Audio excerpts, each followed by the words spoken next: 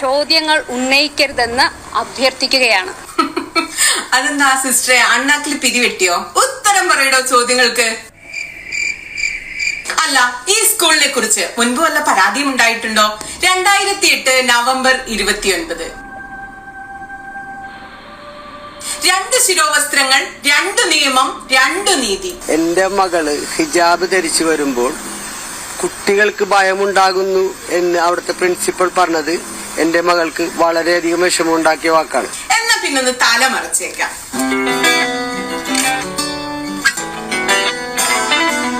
ഇൻസാനിലെ ലാവണ്യ കൊട്ടാരത്തിൽ കല്ലാൽ നിന്നെ ഹിജാബില് തുന്നിയതാരേ.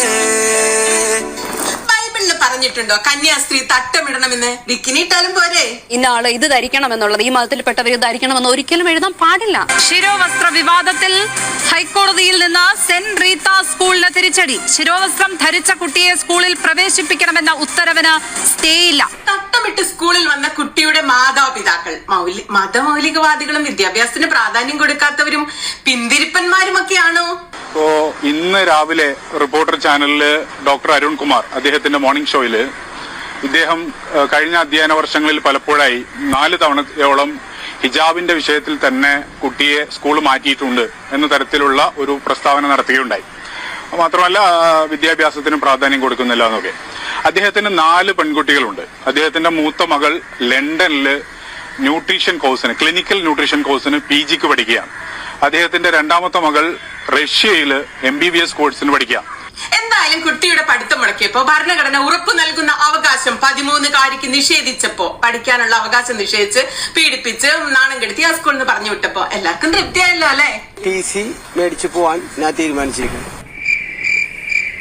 തലയിൽ തട്ടമിട്ട കന്യാസ്ത്രീ തലയിൽ തട്ടമിട്ട 13-കാരിയെ നോക്കി പറഞ്ഞു. Anyway, we have to get the response of the parents. അല്ല, എന്ത് തേങ്ങയാണ് ഈ സ്ത്രീ പറയുന്നത്? ഗ്രാമർ മിസ്റ്റേക്ക് ഒക്കെ ഉണ്ടല്ലോ. ഇവരെ സ്കൂളിലെ ഇംഗ്ലീഷ് ടീച്ചറാണ്. ഇവിടെ ഇംഗ്ലീഷ് പറയേണ്ട യാതൊരു ആവശ്യമില്ല. എന്നിട്ടും തന്റെ കഴിവ് പാണ്ഡിത്യം തെളിയിക്കാൻ വേണ്ടി ഇംഗ്ലീഷ് പറഞ്ഞപ്പോ മുഴുവൻ തെറ്റു പറയുന്നു. എന്തിനാ ഇപ്പൊ ഇവിടെ ഇംഗ്ലീഷ് പറഞ്ഞിട്ട്? ഈ പൊട്ട ഇംഗ്ലീഷ് എന്തിനാണ് ഇവരിവിടെ പറഞ്ഞത്? Anyway, we have to get the response of the parents. പാരന്റിന്റെ റെസ്പോണ്ട് എഴുതി മേടിച്ച് അതും കൂടെ ഇനി നാളെ ഒരിക്കലും അത് വയലേറ്റ് ചെയ്യാൻ പാടില്ലല്ലോ എന്ന് പറഞ്ഞുകൊണ്ടുള്ള ഒരു റെസ്പോണ്ടാണ് നമുക്കിവിടെ വന്നിരിക്കുന്നത്. അല്ല സ്ത്രീയെ, തട്ടമിടലൊക്കെ നമുക്ക് പിന്നെ തീരുമാനിക്കാം. ഇത് പള്ളിക്കൂടല്ലേ, വിദ്യാലയം. ആദ്യം പോയി കുറച്ച് ഗ്രാമറും ഇംഗ്ലീഷും ഒക്കെ പഠിച്ചിട്ട് വാ. എന്നിട്ട് കുട്ടികളെ മര്യാദയ്ക്ക് പഠിപ്പിക്കാം. അവനവന്റെ ജോലി ആദ്യം ചെയ്യും. അത് കഴിഞ്ഞിട്ട് മതി വർഗീയ വിഷം ചീറ്റലും അപരമത വിദ്വേഷവും വിചാരണയും 13-കാരിയോട് പ്രതികാരം ചെയ്യലും ഒക്കെ. ആദ്യം സ്വന്തം പണി നന്നായിട്ട് എടുക്കുക. ഒരു മിനിറ്റ്, ഇതൊന്ന് കട്ട് ചെയ്യാം. ഈ ക്വസ്റ്റ്യൻ എനിക്ക് താല്പര്യമുള്ള ക്വസ്റ്റ്യൻ അല്ല. അല്ല, ഇതേതായി മരഭൂതം? പ്രശ്നം കൂടുതൽ ആളി കത്തിക്കുകയാണ് അങ്ങയുടെ വാക്കുകൾ. കാരണം ഇത് അങ്ങൊരു കോൺഗ്രസ് അനുഭാവിയാണെന്ന് കൂടി പറയുന്നു. നോക്കൂ, ഞാനൊരു കാര്യം പറയട്ടെ. എന്റെ മതം അല്ലെങ്കിൽ എന്റെ ഒരു അഡ്വക്കേറ്റിന്റെ റോളിൽ നിന്ന് സംസാരിക്കാനുള്ള എന്റെ ഫ്രീഡത്തെ കുറിച്ചല്ല ഇവിടെ സംസാരിച്ചത്. ഒരു മിനിറ്റ്, ഇതൊന്ന് കട്ട് ചെയ്യാം. ഈ ക്വസ്റ്റ്യൻ എനിക്ക് താല്പര്യമുള്ള ക്വസ്റ്റ്യൻ അല്ല. സോഷ്യൽ മീഡിയ പറയുന്നത് ഇവർ പ്രതിപക്ഷ നേതാവിന്റെ സോഷ്യൽ മീഡിയ നോക്കുന്ന ആളാണെന്നൊക്കെയാണ്. എനിക്കറിയാൻ പാടില്ല. ഇത് അങ്ങൊരു കോൺഗ്രസ് അനുഭാവിയാണെന്ന് കൂടി പറയുന്നു. നോക്കൂ, ഒരു മിനിറ്റ്, ഇതൊന്ന് കട്ട് ചെയ്യാം. ഈ ക്വസ്റ്റ്യൻ എനിക്ക് താല്പര്യമുള്ള ക്വസ്റ്റ്യൻ അല്ല. അല്ല, അപ്പൊ ഈ സ്കൂളിന് PTA പ്രസിഡന്റ് ഒന്നും ഇല്ലേ? ഉണ്ട് കേട്ടോ. കാസക്കാരനാ, നല്ല അസല് കാസക്കാരൻ, ജോസ് കൈതവളപ്പിൽ. അതാണപ്പോ ഈ മൊത്തത്തിലുള്ള ഈ വിഷം കലക്കലിന്റെ കാരണം. പ്രത്യേകിച്ച് ചർച്ച ചെയ്യേണ്ട കാര്യങ്ങളൊന്നുമില്ല. കുട്ടി ഇവിടെ പഠിക്കുന്നുണ്ടെങ്കിൽ പഠിക്കട്ടെ, അതിന് വേറെ ചർച്ച ചെയ്യേണ്ട ഒരു സാഹചര്യം നിലവിലില്ലല്ലോ. ഈ 11 മണിക്ക് കുട്ടിയുടെ പിതാവിനെ ഇങ്ങോട്ട് വിളിച്ചിട്ടുണ്ട് എന്ന് പറയുന്നു. അത് ആര് വിളിച്ചു എന്നുള്ളത് പറഞ്ഞാലേ അതിന് മറുപടി പറയാൻ പറ്റും. നിയമമുള്ളത് എന്തിനാണ്? നമ്മുടെ പരീക്ഷയ്ക്ക് വേണ്ടിയിട്ടില്ലേ? ആ നിയമം ഞങ്ങളുടെ പരീക്ഷയ്ക്ക് ആ നിയമം ഞങ്ങൾ ഉപയോഗിക്കും. അല്ല, ഈ സ്കൂളിനെ കുറിച്ച് മുമ്പ് വല്ല പരാതിയും ഉണ്ടായിട്ടുണ്ടോ? ഉണ്ട്. 2008 നവംബർ 29 വേദ പഠന ക്ലാസ്സിൽ നിർബന്ധിച്ച് കുരിശ് വരപ്പിക്കരുത് എന്ന് മനുഷ്യാവകാശ കമ്മീഷൻ പറഞ്ഞിരിക്കുകയാണ്. അപ്പൊ എന്തായിരുന്നു ആ സ്കൂളിൽ നടന്നത്? മറ്റു മതത്തിൽപ്പെട്ടവരെ നിർബന്ധിച്ച് കുരിശ് വരപ്പിക്കുക. പരാതിക്കാരി പള്ളുരുത്തി സെന്റ് റീത്ത സ്കൂളിലെ UKG വിദ്യാർത്ഥിനിയുടെ മാതാവ് ഷെമീന. അടിപൊളി. ഇവര് കുറെ കാലമായിട്ട് എല്ലാരും കുരിശ് വരയ്ക്കാൻ വേണ്ടി പഠിപ്പിച്ചുകൊണ്ടിരിക്കുകയായിരുന്നേ, നിർബന്ധപൂർവം. അപ്പോഴാണ് ഒരു കുട്ടി ക്ലാസ്സിൽ തട്ടമിട്ട് വന്നതും കന്യാസ്ത്രീക്ക് കൺട്രോൾ പോയതും ഇപ്പൊ ഈ കാണുന്ന വിവാദമൊക്കെ ഉണ്ടായതും. അങ്ങനെ കേരളത്തിലും ഹിജാബ് വിവാദം എത്തിയിരിക്കുകയാണ്. സംഘികൾ ആഹ്ലാദ നൃത്തം ചവിട്ടുകയാണ്. അവർക്കൊരു സുവർണ അവസരം വീട് കിട്ടിയിരിക്കുകയാണ് എന്ന് വെച്ച് നമുക്കിത് സംസാരിക്കാതിരിക്കാനൊന്നും പറ്റില്ല. അവസരം ഒരുക്കി കൊടുത്തത് ആരാണ് എന്നുള്ളതാണ് ഇതിൽ ഏറ്റവും വലിയ തമാശ.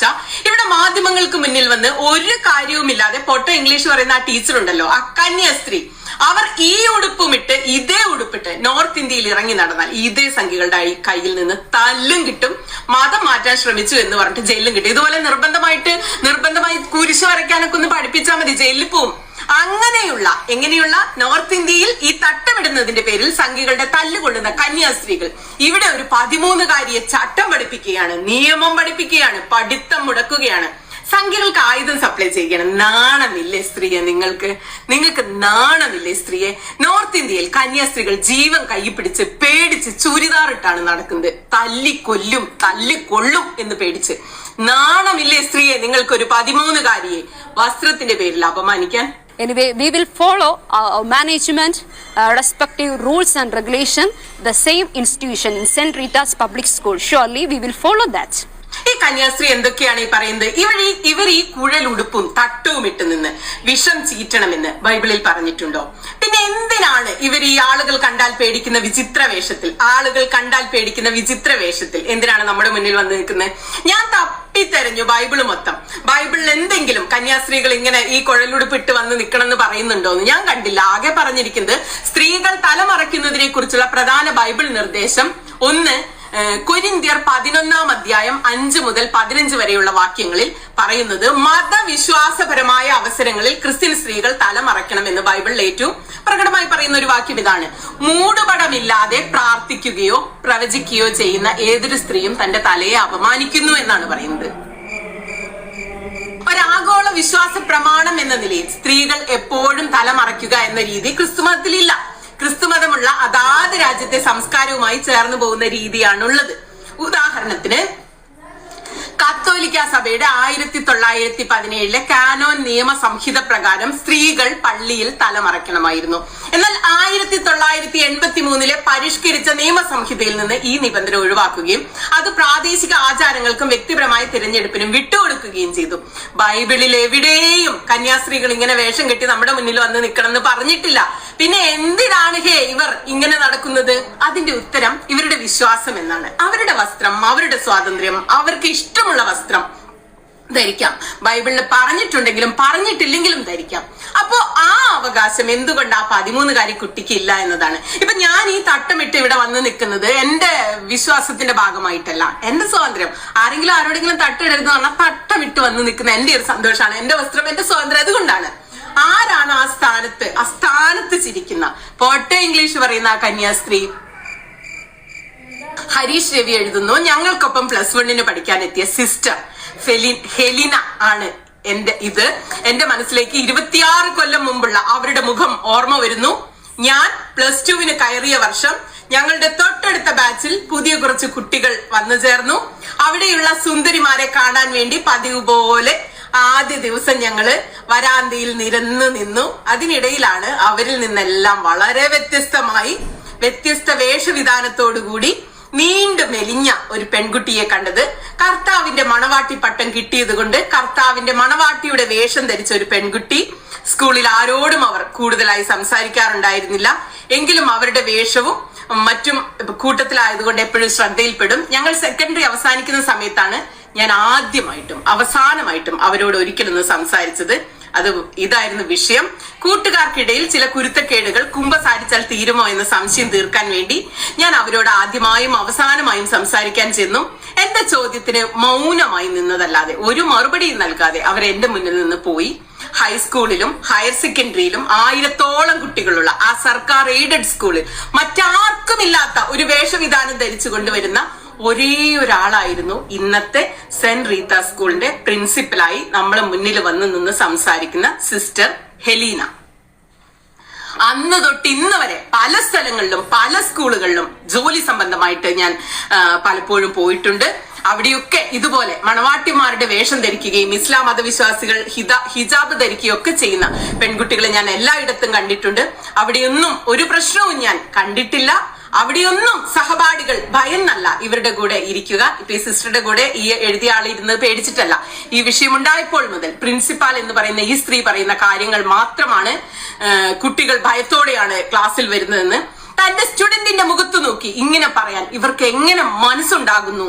മതഭ്രാന്ത് മൂത്ത് നാട് കുട്ടിച്ചോറായിക്കൊണ്ടിരിക്കുന്ന ഈ കാലത്ത് ഇസ്ലാം മതവിശ്വാസികളുടെ വിശ്വാസപ്രകാരമുള്ള തല മാത്രം മറയ്ക്കുന്ന, മുഖം മറയ്ക്കുന്നില്ല, അവർ നിക്കാബ് ഇടുന്നില്ല, ഹിജാബ് ഇടുന്ന, തല ഹിജാബ് ധരിക്കാൻ പറ്റില്ല എന്നും ഹിജാബ് ധരിച്ചതിന്റെ പേരിൽ ക്ലാസ്സിൽ നിന്ന് പുറത്താക്കുകയും TC വാങ്ങിച്ചു കൊണ്ടുപോകാൻ കുട്ടിയുടെ പിതാവിനോട് പറയുകയും ഒക്കെ ചെയ്യുന്ന ഈ ഒരു അവസ്ഥ നാട്ടിലുണ്ടാക്കുന്ന ആ കുട്ടിയെ അതിലേക്ക് കൊണ്ടെത്തിച്ച വളരെ മോശമായ ഒരു സാഹചര്യം അധ്യാപകർ എന്ന് പറഞ്ഞ് നടക്കുന്ന ഇതുപോലുള്ള മതവിരോധം മൂത്തവരുടെ മുന്നിൽ നിന്ന് മാറ്റി കുട്ടികളെ വേറെ സ്ഥലത്തേക്ക് ചേർത്ത് പഠിപ്പിക്കുക എന്നാണ് ഇയാൾ എഴുതിയിരിക്കുന്നത്. വളരെ കൃത്യമായി എഴുതിയിരിക്കുന്നു.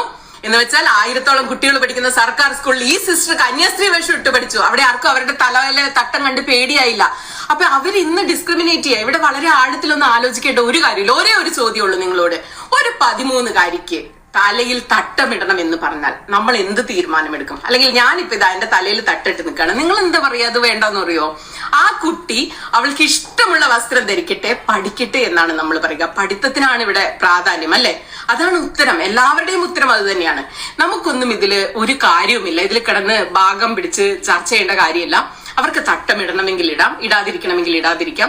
അത് ഒരു കന്യാസ്ത്രീക്കും തടയാൻ കഴിയില്ല. ഭരണഘടന ആ പെൺകുട്ടിക്കൊപ്പമാണ്. ഈ വിഷയത്തിൽ സംഖ്യകൾ ഉറപ്പായും മുതലെടുപ്പ് നടത്തും എന്ന് വെച്ച് പറയാതിരിക്കാനൊന്നും പറ്റില്ല. നിലപാടെടുക്കാതിരിക്കാനും കഴിയില്ല. കർണാടകയിലായാലും കേരളത്തിലായാലും ഹിജാബ് വിഷയം വരുമ്പോ തട്ടത്തിനൊപ്പം തന്നെയാണ് നമ്മൾ. ഈ വിഷയത്തിലെ ഏറ്റവും അഭിനന്ദനം അർഹിക്കുന്ന ഒരാൾ നമ്മുടെ വിദ്യാഭ്യാസ മന്ത്രി ശിവൻകുട്ടി സഖാവാണ്. മന്ത്രിയായപ്പോൾ മുതൽ ഏറ്റവും കൂടുതൽ ട്രോളുകളും പരിഹാസങ്ങളും ഏറ്റുവാങ്ങിയ ആളാണ്. ഇപ്പൊ എല്ലാവരും അദ്ദേഹത്തെ